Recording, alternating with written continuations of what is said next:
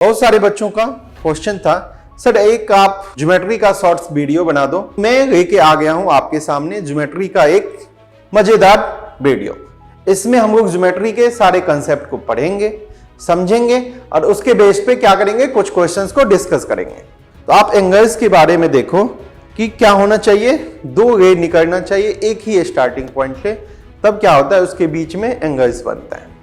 Acute angle जो होता है वो 0 से बड़ा होना चाहिए और 90 से क्या होना चाहिए, छोटा होना चाहिए। बस खत्म, इससे ज्यादा आपको याद ही नहीं रखना है। याद रखना, पेपर में कंफ्यूजन होता है, कॉम्प्लीमेंट्री का सप्लीमेंट्री, सप्लीमेंट्री का कॉम्प्लीमेंट्री। तो आप हमेशा याद रखना, जो सी से स्टार्ट होता है उसके साथ 90 बनता है, जो एस से स्टार्ट, एस बाद में होता है ना, तो उस 90 से बड़ा 180 बनता है।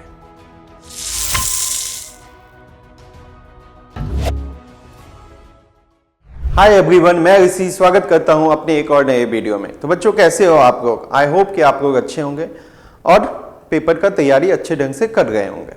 ठीक है, बहुत सारे बच्चों का क्वेश्चन था, सर एक आप ज्योमेट्री का शॉर्ट्स वीडियो बना दो, ठीक है, जिसमें ज्योमेट्री के सारे कंसेप्ट को अच्छे से समझा दो और उसके बेस पे कुछ क्वेश्चंस करवा दो। तो मैं लेके आ गया हूं आपके सामने ज्योमेट्री का एक मजेदार वीडियो। इसमें हम लोग ज्योमेट्री के सारे कंसेप्ट को पढ़ेंगे, समझेंगे और उसके बेस पे क्या करेंगे, कुछ क्वेश्चंस को डिस्कस करेंगे। ठीक है, क्या तैयार हो आप लोग? आज का वीडियो यदि आप शुरू से लास्ट तक मेरे साथ हैं तो मैं वादा करता हूं कि आज के बाद आपको ज्योमेट्री में कभी भी डर नहीं लगेगी। ठीक है ना, डर खत्म हो जाएगा और आपको ज्योमेट्री से प्यार हो जाएगा। ठीक है ना, प्यार तो सब बहुत से होता है ना, बट आपको प्यार किससे हो जाएगा? ज्योमेट्री से। तो क्या हम लोग स्टार्ट करें? ठीक है ना, क्या हम लोग स्टार्ट करें? सब मैसेज करो, कमेंट करो नीचे में कि हाँ sir, yes sir, you can start. तब हम लोग क्या करेंगे, स्टार्ट कर देंगे। स्टार्ट करें, चलो देखो इसमें क्या है ना, हम लोग कुछ बेसिक डिफिनीशन के बारे में जानेंगे। अब फर्स्ट डिफिनीशन जो है मेरा वो है पॉइंट्स। क्या है पॉइंट्स बताओ? अब यहां पे एक मैंने डॉट दे दिया, इसका नाम ए लिख दिया, यहां पे एक डॉट दे दिया, यहां पे बी लिख दिया, यहां पे एक डॉट दे दिया, ये सी दे दिया, तो इसको कहते हैं पॉइंट ए। ये क्या है? Point B. यहां पे क्या है? Point C. तो पॉइंट जो होता है, it is an exact position, यही डिफिनीशन है, it is an exact position.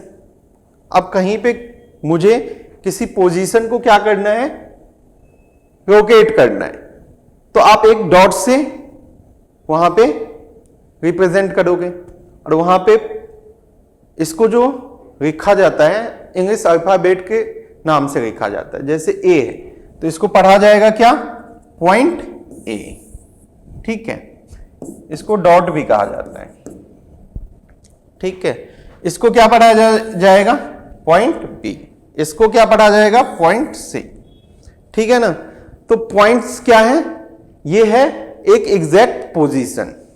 किसी भी पोजीशन को एग्जैक्ट लोकेट करना है, रिप्रेजेंट करना है, तो एक डॉट से यूज करते हैं। उसी डॉट का नाम क्या है? पॉइंट से। समझ में आया कि नहीं आया? यहां तक समझ में आया? आगे बढ़ते हैं। चलो, अब पॉइंट्स से ही मिलके क्या बनता है? लाइन बनता है। ठीक है ना, एक लाइन पे क्या होता है? इनफाइनाइट पॉइंट्स होता है। ठीक है, एक लाइन ड्रॉ करने के लिए मिनिमम 2 पॉइंट्स चाहिए। ध्यान से देखो, यहां पे 2 पॉइंट लिया, इससे एक लाइन पास करवाया। ठीक है, ऐसा मैंने एरो क्यों दिया? क्योंकि ये लाइन जो होती है ये दोनों तरफ से एक्सटेंड हो सकती है। ठीक है ना, मिनिमम 2 पॉइंट चाहिए और इसके बीच में इस लाइन पे कितने पॉइंट होंगे? इनफाइनाइट पॉइंट्स होंगे। यहां तक समझा कि नहीं समझा? इसको जो रिप्रेजेंट किया जाता है ए बी, उसके ऊपर में ऐसे एरो दे देते हैं। ठीक है ना, क्यों? क्योंकि ये दोनों तरफ से एक्सटेंड होता है। अब एक चीज बताओ, जब दोनों तरफ से एक्सटेंड हो सकता है तो ये क्या होगा, डेफिनेट लेंथ होगा या इनडेफिनेट होगा? तो आप कहोगे सर ये डेफिनेट लेंथ होगा। तो यहां पे कुछ कुछ पॉइंट लिख लो। It has no starting and no ending point. It has indefinite क्या होगा, लेंथ होगा। यहां तक समझा कि नहीं समझा? लाइन के पास ना तो कोई स्टार्टिंग पॉइंट होता है ना तो कोई एंडिंग पॉइंट होता है। इसके पास दोनों तरफ से एक्सटेंड हो सकता है, तो इसका कोई भी डेफिनिट लेंथ नहीं होता है, इनडेफिनिट होता है। चलो आगे बढ़ते हैं। अब क्या है, लाइन सेगमेंट। ठीक है, तो वो लाइन सेगमेंट जो होता है वो लाइन का ही पार्ट होता है। अब ध्यान से देखो, अभी आपने एक लाइन बनाया ऐसे, ठीक है। अब इसमें क्या करो, स्टार्टिंग और एंड पॉइंट फिक्स कर दो। मतलब यहां पे मैंने फिक्स कर दिया। अब इसके आगे ना तो ये बढ़ेगा, आगे नहीं बढ़ सकता है, यहां से इधर भी एक्सटेंड नहीं हो सकता है। तो इसको रिप्रेजेंट किया जाता है ऐसे, एडो नहीं देना, विदाउट एडो देना है। ठीक है, तो it has fixed starting and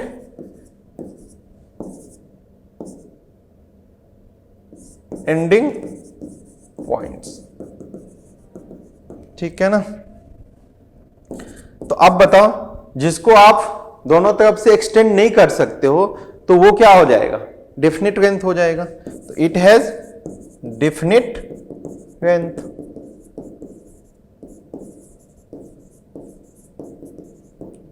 यहां तक समझा कि नहीं समझा बताओ? ठीक है ना? अब इसको ऐसे भी लिख सकते हो, it is a part of A line. मतलब ये एक लाइन का ही हिस्सा होता है। चलो बढ़ते हैं नेक्स्ट। अब ये रे क्या है? अब सन से जो रे आती है, तो रे में क्या होता है, जहां से आती है जो सोर्सेज है, पता है ना स्टार्टिंग पॉइंट क्या होगा। तो इसके पास जो होता है एक स्टार्टिंग पॉइंट होता है, बट ये कहां तक जाएगी, नो एंडिंग पॉइंट होता है। अब सन का रे कहां कहां जाती है ये आपको पता है, पूरा वर्ल्ड में जाता होगा। ठीक है ना? तो इसके पास ऐसा, ठीक है, ओ यहां पे ए, इसको रिप्रेजेंट किया जाता है ओ ए। एक साइड में एरो दे देना है, ठीक है, दोनों साइड में नहीं, एक साइड तो फिक्स ही रहता है ना ऐसे। तो अब एक बात बताओ, एक साइड एक्सटेंड कर सकते हैं, ठीक है, तो इट हैज क्या होगा डेफिनेशन इसका, it has a fixed starting point but no ending point. ठीक है, अब इट हैज डेफिनिट लेंथ होगा। ठीक है ना, समझ में आ गया? अब आगे बढ़ते हैं। अब एंगल्स कब बनता है बताओ? एंगल्स बनता है जब दो रेज एक ही स्टार्टिंग पॉइंट से जब निकलता है तो एंगल्स बनता है उसके बीच में। जैसे देखो, एक ये रे है, एक ऐसा है, तो दो रे है, दोनों का स्टार्टिंग पॉइंट क्या है, ये O है, इसको A मान लो, इसको B मान लो। ठीक है, यहां पे OA और OB रे है, दोनों का स्टार्टिंग पॉइंट जो है वो O है, इसको कहते हैं कॉमन वर्टेक्स। ये क्या है, आर्म है, फर्स्ट आर्म, सेकेंड आर्म। तो इसके बीच में जो ये, इसी को कहते हैं एंगल। ठीक है, अब ये जैसे जैसे एक रे को फिक्स रखेंगे, दूसरे रे को आप घुमाओगे तो जैसे जैसे आप घुमाओगे इसके बीच का डिस्टेंस बढ़ेगा, तो एंगल्स भी क्या होगा, बढ़ेगा, नहीं बढ़ेगा। तो जब हम लोग एंगल्स के टाइप पढ़ेंगे तब हम वो उसके बारे में पढ़ेंगे। तो आप एंगल्स के बारे में देखो कि क्या होना चाहिए, दो रे निकलना चाहिए एक ही स्टार्टिंग पॉइंट से, तब क्या होता है उसके बीच में एंगल्स बनता है। ठीक है, यहां तक समझ में आया कि नहीं आया? चलो बढ़ते हैं आगे। अब टाइप्स ऑफ एंगल्स में क्या होता है, ध्यान से देखो। फर्स्ट होता है acute angle, right angle, sequence में लिखते हैं।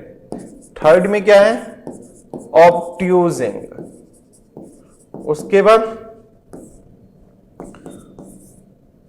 Straight angle.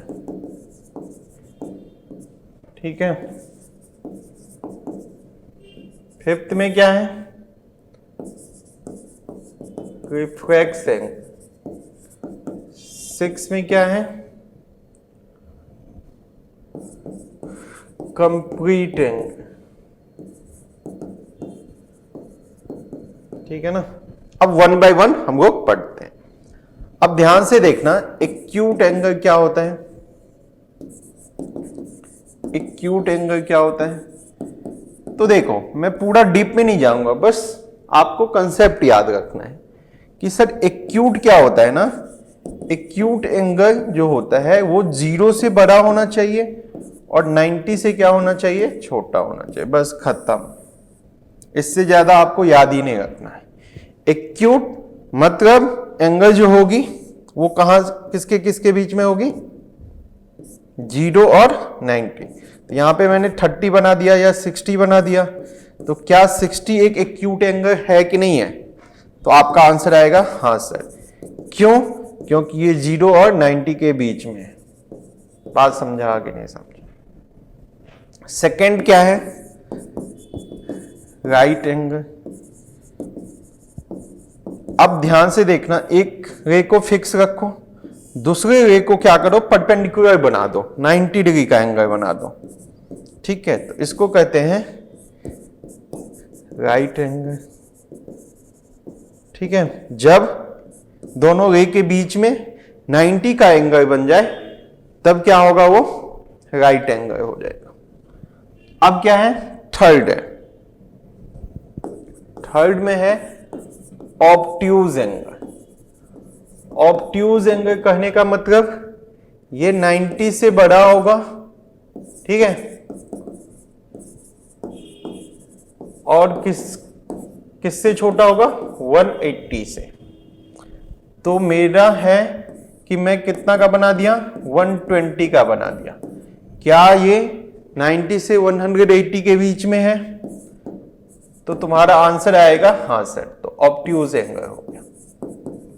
ठीक है, यदि आप लोगों को समझ में नहीं आता हो तो आप मैसेज कर सकते हो, कमेंट कर सकते हो कि सर यहाँ पे मुझे समझ में नहीं आया, तो मैं क्या करूंगा, उसको फिर से बताऊंगा। बट अभी तक जो मैंने पढ़ाया ये सारा आपने पढ़ा है, ठीक है ना, पढ़ के आया है। 6 में भी पढ़ा होगा, वैसे तो 5th से ही स्टार्ट हो जाता है, नहीं तो 6 में तो ये आपने पढ़ा ही होगा, 6 में, 7 में, 8 में, अब 9th में आया है। ठीक है ना। तो देखो अब स्ट्रेट एंगल कब बनता है, जब दोनों रे एक दूसरे के अपोजिट में आ जाता है, तो एक स्ट्रेट लाइन बन जाता है, बनता है।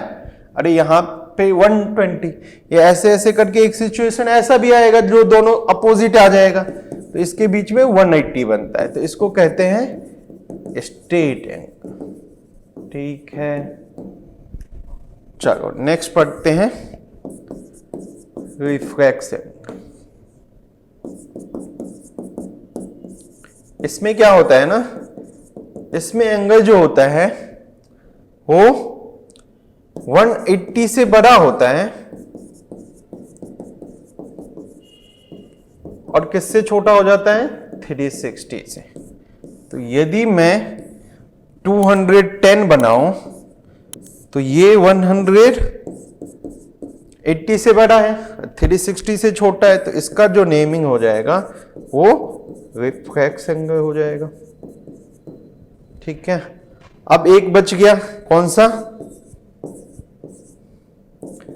Complete angle. अब एक बात बताओ, ऐसा भी तो सिचुएशन आ सकता है कि ये रे है, दूसरा घूमते घूमते घूमते घूमते कंप्लीट घूम गया और इसी के ऊपर आ गया।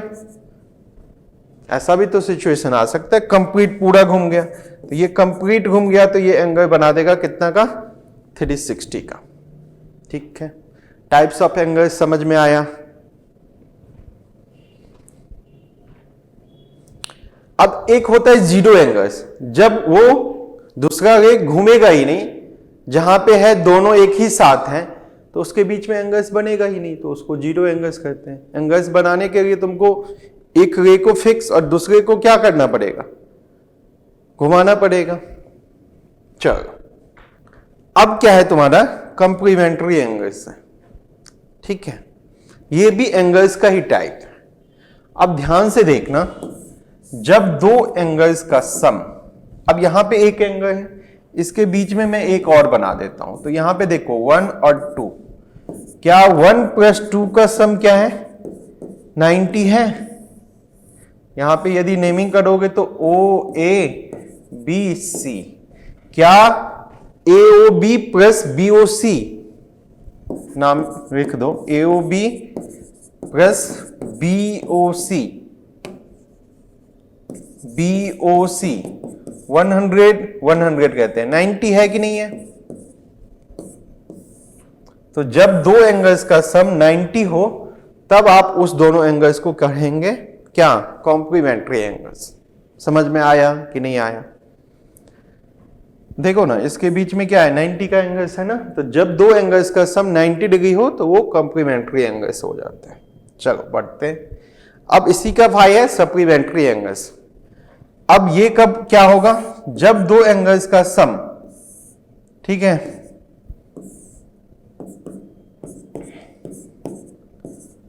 जब दो एंगल्स का सम कितना हो जाए?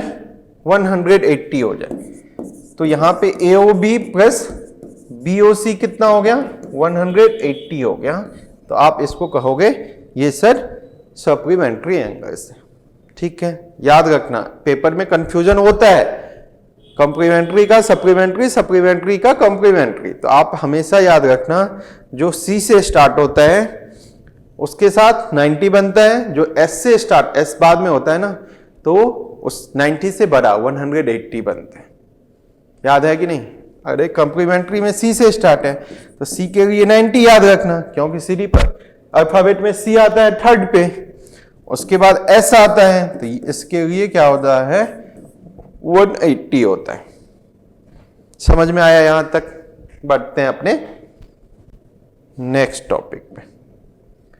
अब इसको ध्यान रखना, देखो एडजेसेंट एंगल्स हमको पहले ही पढ़ा देना चाहिए, बट ये बाद में आ गया, तो कोई ना, हम लोग सीखते हैं। एडजेसेंट एंगल्स क्या होता है, ध्यान से देखना।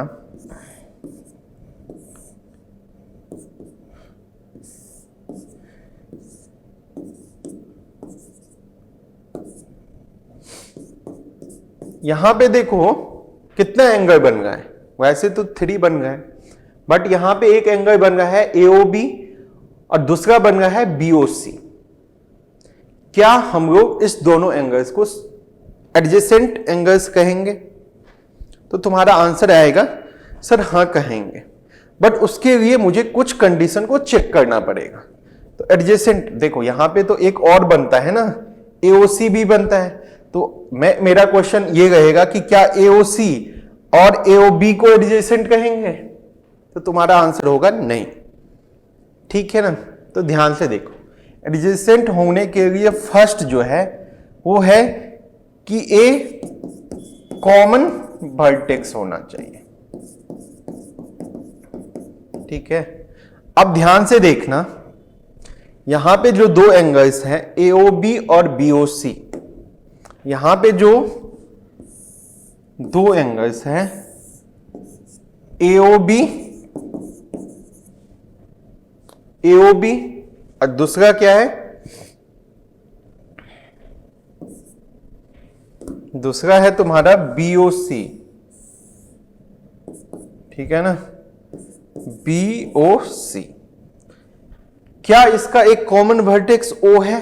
देखो तो इसमें भी AOB जाओगे तो O वर्टेक्स है, यहां पे भी BOC जाओगे तो ये O कॉमन है, तो यहां पे ये क्या हो गया? Common vertex. अब सेकंड में कहता है कि क्या होना चाहिए? एक कॉमन आर्म होना चाहिए। तो देखो ये जो AOB है और BOC है, इसमें ये OB कॉमन है, कॉमन आर्म का काम कर रहा है कि नहीं कर रहा है?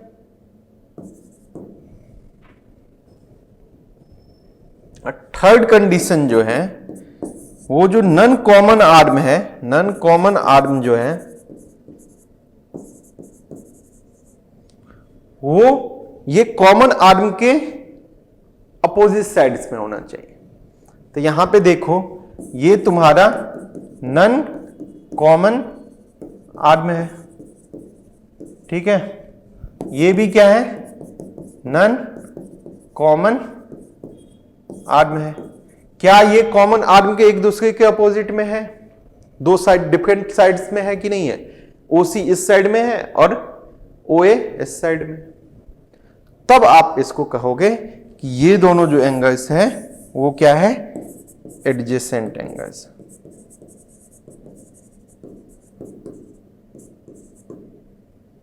ठीक है। अब इसी में मेरा क्वेश्चन था, क्या AOB और AOC, AOB और AOC क्या एडजेसेंट है? मेरा क्वेश्चन है कि AOB और AOC, ठीक है। अब तुम कहोगे सर O कॉमन वर्टेक्स है, सही बात है। AO क्या है? OA कॉमन है दोनों में, ठीक बात है। सेकंड कंडीशन सेटिस्फाइड कर दिया, फर्स्ट भी कर दिया। अब थर्ड कंडीशन देखो क्या कहता है, OA का जो क्या होगा? नन कॉमन आर्म होगा, तो OA तो कॉमन आर्म है, नन कॉमन आर्म क्या हो जाएगा? OC और OB। वो दोनों के डिफरेंट साइड्स में है कॉमन आर्म का? नहीं, दोनों एक ही साइड में है, तो ये क्या होगा? एडजेसेंट एंगल्स नहीं होगा, नॉट एडजेसेंट एंगल्स। ये तीनों कंडीशन सेटिस्फाइड होना चाहिए। यहां तक समझ में आया कि नहीं आया? एडजेसेंट एंगल्स के लिए जो दोनों एंगल्स हैं उसका एक क्या होना चाहिए? कॉमन वर्टेक्स होना चाहिए, एक कॉमन आर्म होना चाहिए, और क्या कहते हैं थर्ड में कहता है कि नन कॉमन आर्म जो है वो कॉमन आर्म के एक दूसरे के डिफरेंट साइड्स में होना चाहिए, एक ही साइड में नहीं होना चाहिए। तो this is called adjacent angles. चलो आगे बढ़ते हैं। अब लीनियर पेयर क्या होता है? तो लीनियर पेयर क्या है? एडजेसेंट एंगल्स से ही, एडजेसेंट एंगल्स का ही कंसेप्ट है। क्या होता है ध्यान से देखना।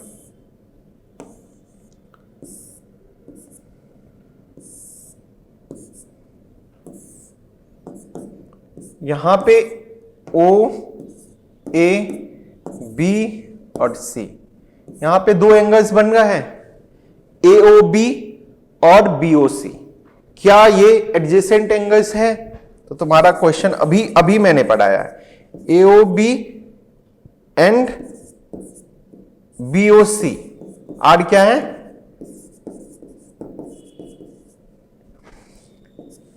एडजेसेंट।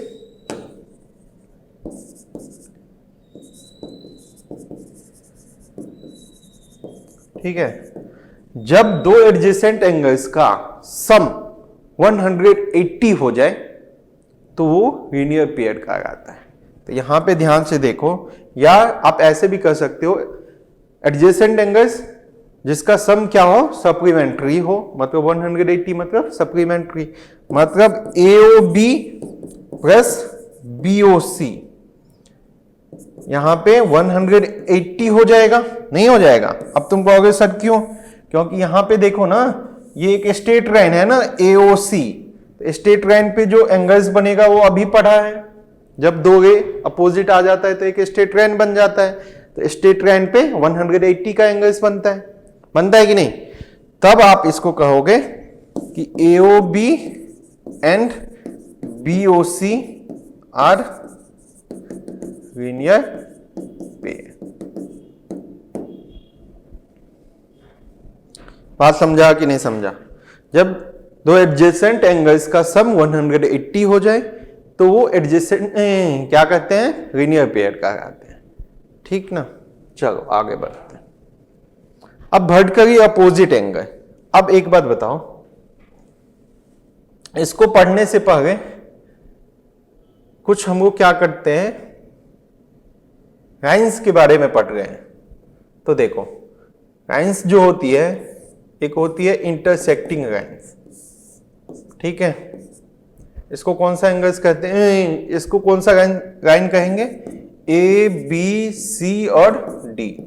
जब दो लाइन एक पॉइंट पे इंटरसेक्ट करते हैं तो this is called intersecting lines, ठीक है? अब दो लाइन दोनों क्या हो, इंटरसेक्ट ना करे तो, और दोनों के बीच में डिस्टेंस हमेशा सेम हो और दोनों को एक्सपेंड कर दो जितना मन है, तो ये हो जाता है पैरेलल लाइंस, ठीक है? और एक होता है जब दो लाइन क्या हो, इंटरसेक्ट हो एक पॉइंट पे 90 डिग्री पे, तो वो होता है परपेंडिकुलर लाइन, ठीक है? ये टाइप्स ऑफ लाइंस में आपको ये पढ़ना था, समझ में आया? अब वर्टिकली अपोजिट एंगल्स क्या होता है, ध्यान से देखो। जब दो लाइन इंटरसेक्ट करते हैं एक पॉइंट पे, ठीक है, तो कितने एंगल्स बनते हैं? 1 2 3 4, ठीक है ना? 4 एंगल्स बनते हैं, दो पेयर में बनते हैं, 2 पेयर्स बनते हैं ना एंगल्स का। तो यहां पे 1 and 3, 2 and 4 are called vertically भी अपोजिट एंगल। BOA मतलब क्या हुआ? Vertically opposite angle. और ये क्या होता है? आपस में इक्वल भी होता है, 1 = 3 और 2 = 4। इसका प्रूफ भी है, वो हम लोग बाद में करेंगे। अभी आपको इतना समझना है कि दो लाइन इंटरसेक्ट होते हैं एक पॉइंट पे तो 4 एंगल्स बनते हैं, दो पेयर्स ऑफ एंगल्स बनते हैं, और वो क्या होते हैं? वर्टिकली अपोजिट एंगल कहलाते हैं, और ये आपस में इक्वल भी होते हैं। यहां तक समझ में आया? बढ़ते हैं अपने नेक्स्ट क्वेश्चन पे। अब क्या है? 2 parallel lines and it transverse. अब तुम कहोगे सर ट्रांसवर्सल लाइन क्या होता है? तो ध्यान से देखो, ट्रांसवर्सल क्या होता है?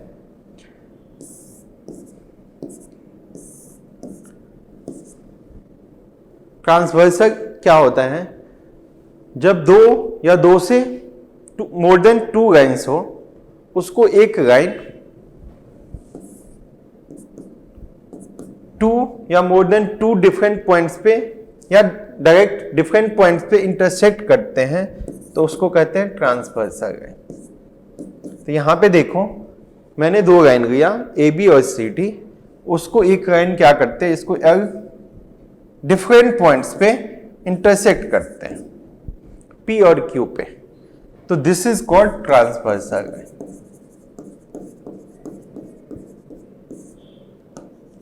ठीक है ना? This is called transversal line.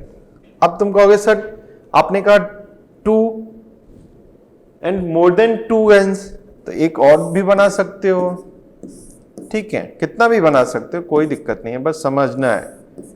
तो मैंने 3 बना दिया यहां पे, this is called transversal line, transversal, ठीक है? तो यहां पे A, B, C, D, E और F, तो ये कितने डिफरेंट पॉइंट पे इंटरसेक्ट करेगा? 3 पी क्यू आर। ठीक है, अब ध्यान से देखना यहां पे क्या बनते हैं? एंगल्स बनते हैं। तो यहां पे 1 2 3 4 अभी पढ़ा है, 2 लाइन इंटरसेक्ट करेगा तो 4 बनेगा। अब ऐसे ही नीचे में भी बनेगा 5 6 7 और क्या है 8। यहां पे कितना होगा? यदि 3 लाइन होगा तो यहां पे फिर से 4 बढ़ जाएगा। तो यहां पे ऊपर में 4, फिर नीचे में 4 8 और ये 9 10 11 और क्या 12। तो टोटल एंगल्स कितने बन जाएंगे? 12। और इसमें कितना बन जाएगा? 8 बन जाएगा। समझ में आया कि नहीं आया? चलो, अब इसमें क्या होता है ना, इस एंगल्स का नेम होता है। तो देखो फर्स्ट में जो होता है कॉरस्पॉन्डिंग एंगल्स होता है।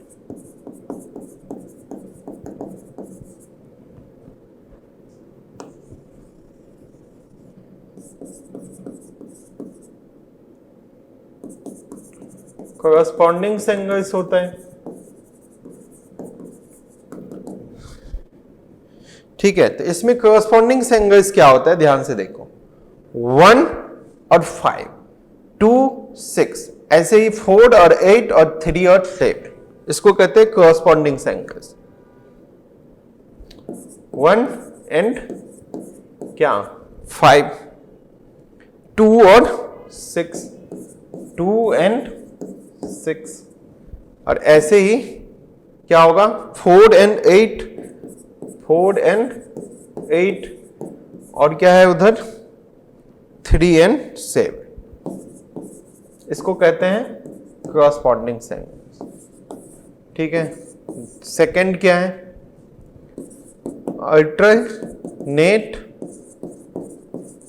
Alternate interior angle.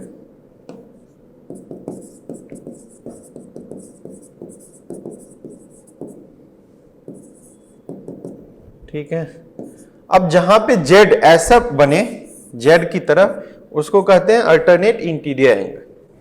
ठीक है, तो कहां पे बन रहा है? देखो ये ऐसे बन रहा है कि नहीं? ठीक है, तो 4 और 6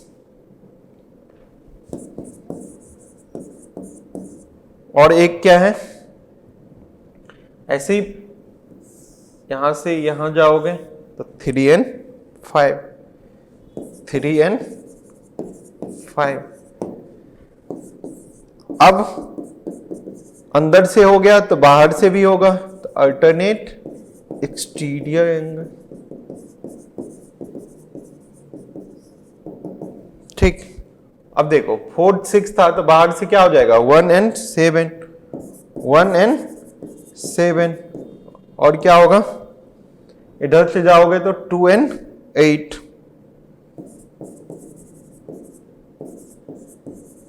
ठीक है, उसके बाद क्या होता है, ट्रांसवर्सल के एक ही साइड के इंटीरियर एंगल्स होता है। ठीक है, या उसको को इंटीरियर एंगल्स भी कहते हैं, को इंटीरियर एंगल।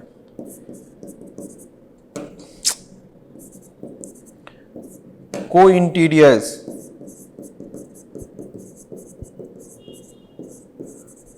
या नहीं तो इसका दूसरा नाम क्या है अभी बताया, ट्रांसवर्सल के एक ही साइड के इंटीरियर एंगल्स। वो क्या होगा, देखो ये ट्रांसवर्सल है 3 एंड 6 और 4 एंड 5, 3 एंड 6, 3 एंड 6, 4 एंड 5। ठीक है,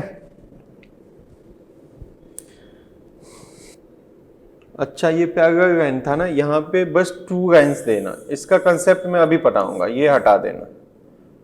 बस 2 लाइन्स देना, 2 लाइन्स एंड ए ट्रांसवर्सल, या 2 मोर देन 2। ठीक है, अब इसमें क्या है, इसमें हम लोग को पढ़ना है 2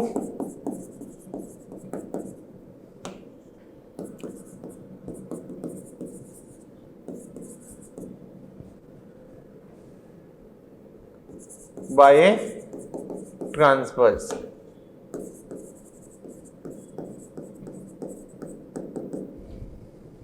ठीक है ना, दो पैरेलल लाइन को एक ट्रांसवर्सल लाइन कट करेगा तो यही सारे एंगल्स बनेंगे। और इस कंडीशन में क्या होगा, जब पैरेलल लाइन हो जाएगा तो सारा इक्वल हो जाता है। ठीक है ना, यहां पे क्या था मेरा, मैंने बस ये समझा कि इसमें कॉरस्पॉन्डिंग एंगल्स कहां पे बनते हैं, अल्टरनेट इंटीरियर एंगल्स कैसे बनते हैं, अल्टरनेट एक्सटीरियर कैसे बनते हैं, को इंटीरियर्स कैसे बनते हैं, जब ये पैरेलल ना हो तो।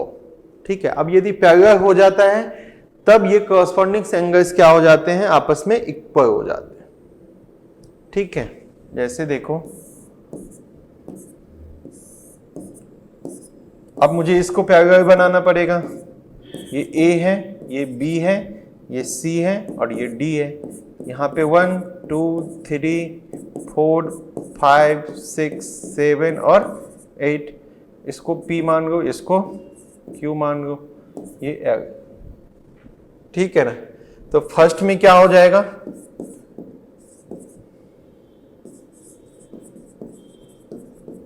कॉरस्पॉन्डिंग एंगल्स आर क्या हो जाएगा, इक्वल हो जाएगा, एंड वाइस वर्सा। कहने का मतलब कि दो पैरेलल लाइन को एक ट्रांसवर्सल डिफरेंट पॉइंट से कट करेगी तो इसके कॉरस्पॉन्डिंग एंगल्स इक्वल हो जाएंगे। 1 = 5, ठीक है, और क्या है 2 = 6, 4 = 8 और 3 = 7। अब इसका वाइस वर्सा, यदि कॉरस्पॉन्डिंग एंगल्स इक्वल हैं तो वो क्या हो जाएगा, AB पैरेलल टू CD हो जाएगा। ठीक है, alternate interior angle, alternate interior angles जो हो जाएगा आर इक्वल, एंड इसमें भी वाइस वर्सा लिख लेना। ठीक है, 4 = 6 और 3 = क्या 5, इसका वाइस वर्सा भी सही होगा। यदि अल्टरनेट इंटीरियर एंगल्स इक्वल होगा तो उसका दोनों लाइन को क्या होना पड़ेगा, पैरेलल होना पड़ेगा। अब alternate exterior angles are equal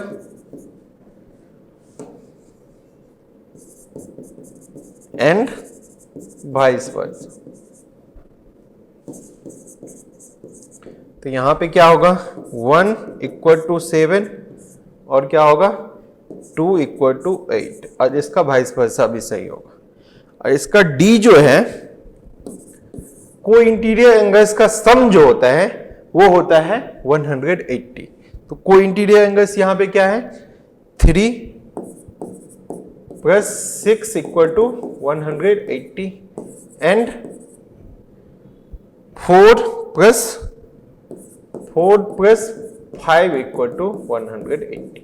अब इसका वाइस वर्सा भी सही है, वाइस वर्सा भी सही है कि यदि कोई इंटीरियर एंगल्स का सम 180 है तो उस दोनों लाइन को क्या होना पड़ेगा, पैरेलल होना पड़ेगा। ठीक है, समझ में आया। अब यह अभी तक हम लोग ने इसके सारे कंसेप्ट को पढ़ा। ठीक है, अब सारे कंसेप्ट को पढ़ने के बाद जो इंपॉर्टेंट क्वेश्चंस बनते हैं उसको अब हम लोग क्या करेंगे, 1 by 1 सॉल्व करेंगे।